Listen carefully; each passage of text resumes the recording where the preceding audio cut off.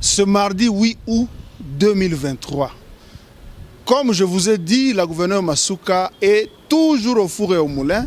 Ce mardi 8 août 2023, la gouverneure Masuka vient de rassembler dans la salle de conférence du gouvernorat des exploitants miniers artisanaux du site menuiserie, non loin du cimetière Sapin, parce qu'elle est souvent préoccupée par l'amélioration des conditions de vie de cette catégorie de la population, les exploitants miniers artisanaux, communément appelés creuseurs, qu'elle appelle des grands travailleurs.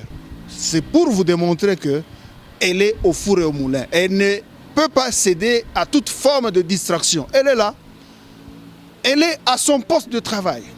Elle continue à porter le flambeau de la vision du chef de l'État, le peuple d'abord. Elle est là. Donc il ne faut pas mentir. Le peuple lualabais n'a pas le temps à prêter oreille aux mensonges. Marie-Thérèse Masuka est là. Elle est à son poste de travail. Elle est dans son bureau. Elle est dans une série d'activités, de réunions. Elle rassemble les différentes catégories de ses administrés. Donc on n'a pas le temps d'être distrait. On continue à lui serrer la main. On continue à l'accompagner dans sa politique de transformation positive de la province du Lualaba en conformité avec la vision politique du chef de l'État, Félix Antoine Tshisekedi Tshilombo. C'est une distraction de plus fomentée par les pourfendeurs du bilan du chef de l'État de la province du Lualaba. Le Lualaba qui est devenu un grand chantier parce qu'il y a une gouverneure déterminée à changer le quotidien de ses administrés. Regardez juste derrière moi.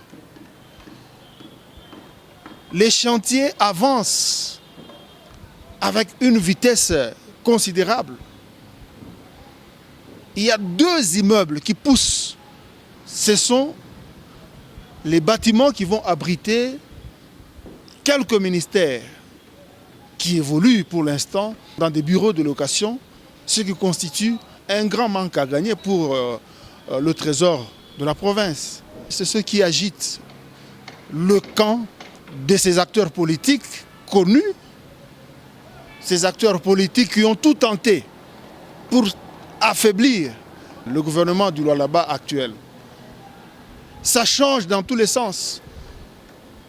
L'éclairage public, cette avenue Ungungandu et toute cette partie de la ville, autrefois menacée de disparaître, se transforme aujourd'hui.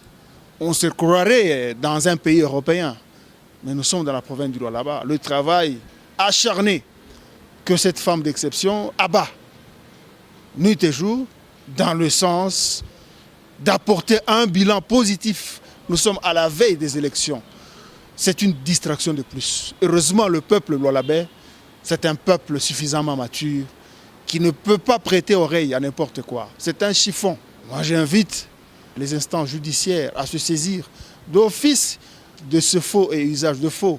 Ce groupe bien connu a imité même la signature du Premier ministre pour fomenter, et je vois ce camp se frotter les mains. Nous sommes dans un état de droit. Que la justice s'en saisisse d'office parce que c'est un document émanant d'un laboratoire et des gens qui se vantent parce que ces gens ne veulent pas voir le changement spectaculaire observé pour l'instant dans la province du Lualaba, dans tous les 5 territoires du Lualaba.